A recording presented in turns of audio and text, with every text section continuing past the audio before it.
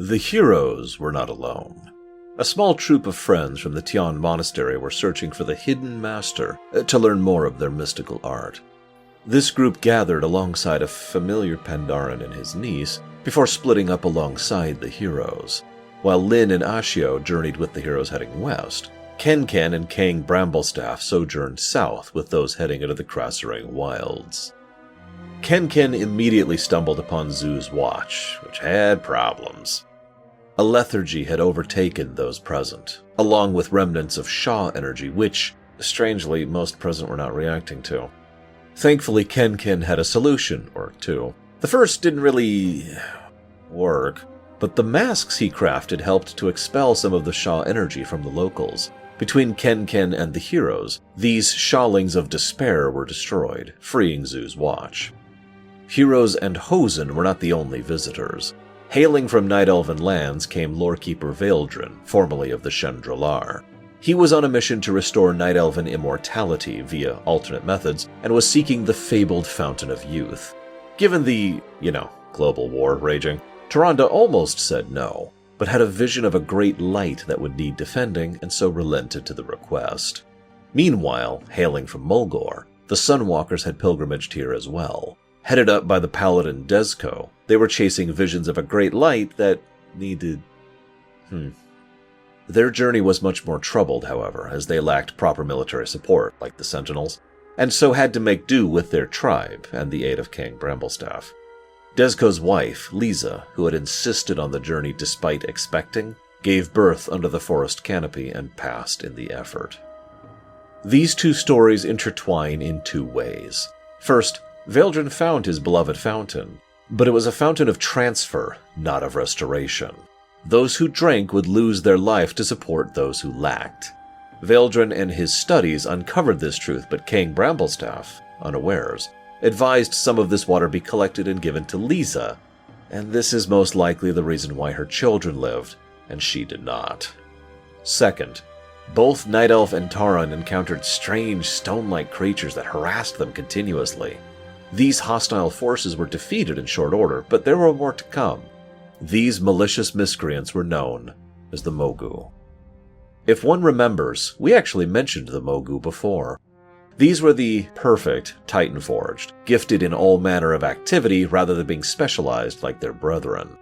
But the Mogu of old bore a little resemblance to these crude, short-sighted, malevolent morons.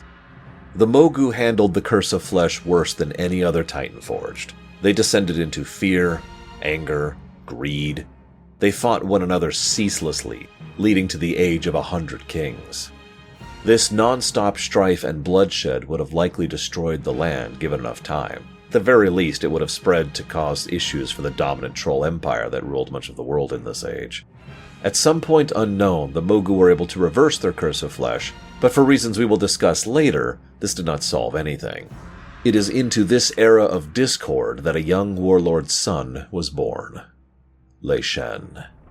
Lei Shen was unsatisfied with the continuous bickering. Not because he was a peaceful sort, but only because in his eyes it accomplished nothing long-term.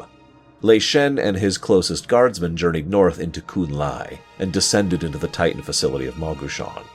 What happened therein is a tale we will tell another time, but Lei Shen returned from his journey weeks later as the Thunder King. Tremendously powerful, gifted, charismatic, and with a vision for a future aside from constant infighting, Lei Shen unified the Mogu into a great and powerful empire. And then he died in Uldum, seeking the Forge of Origination. Lei Shen was, to put this as bluntly as possible, the only reason the Mogu were ever a real threat. While physically and magically strong and capable at all tasks of life, they were simply too small-minded and frivolous to really serve any large-scale threat. While the remains of the Mogu Empire would last another 200 years, it was a long and continuous descent as each subsequent emperor grew more and more decadent, glutted on spoils birthed from slaves and ravaged lands. The other races united, critically aided by the Grummels, who effectively severed all communication and transport lines for the Mogu. The Pandaren were bolstered by the art of the monk, allowing them to fight without the need for the magical weapons and arts that the Mogu so favored.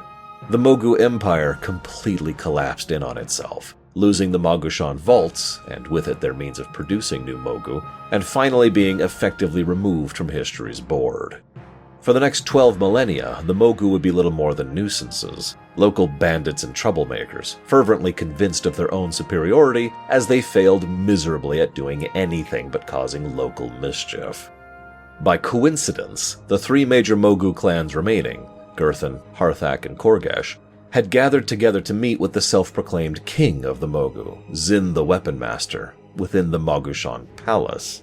Each of these three tribes sought to prove their strength, cunning, power by slaying the approaching heroes, and as each failed, the Mogu, as Mogu do, descended into violently killing one another rather than focusing on their joint enemy. Past them was the Saurok band leader Gakhan, who had arrived to take advantage of the hero incursion to loot the palace for all they could.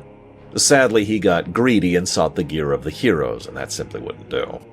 Zin himself sat, confident in his power. He was a weapon master. Amongst the Mogu, this meant he had mastery of weapons, could enchant and wield dozens simultaneously. And given the Mogu cultural fascination with weapons in general, this allowed for his claim to the throne. Sadly, such prowess availed him none.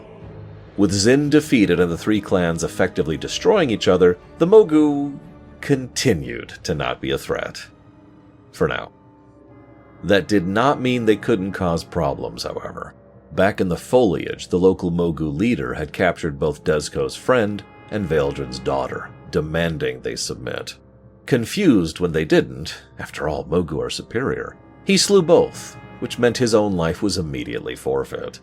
Despite the Hellscream War being well into its second year at this point, both Dezko and Vaildrin unified against common foe, and parted amicably. Dezko took his tribe and mourned his wife and friend. Vaildrin took his daughter's corpse to the Fountain of Youth, and willingly drank of its waters, gifting his life to his daughter. There was another effect of the Mogu's cruelty, however. In the nearby Temple of the Red Crane, the Shah of Despair managed to manifest, and was well on his way to corrupting Chi-Ji. Thankfully, Anduin linked up with the heroes and was able to fight back the tide of despondence, restoring the Red Crane and effortlessly destroying Despair. With two Prime Shah defeated, the heroes suddenly heard a call to link up with their fellows in the Valley of the Four Winds, and journeyed north with Dezko, Vaildrin's daughter, Laelia, King Bramblestaff, and Kenken, heading to the small farming village of Stoneplow, cast in the shadow of the Serpent's Spine.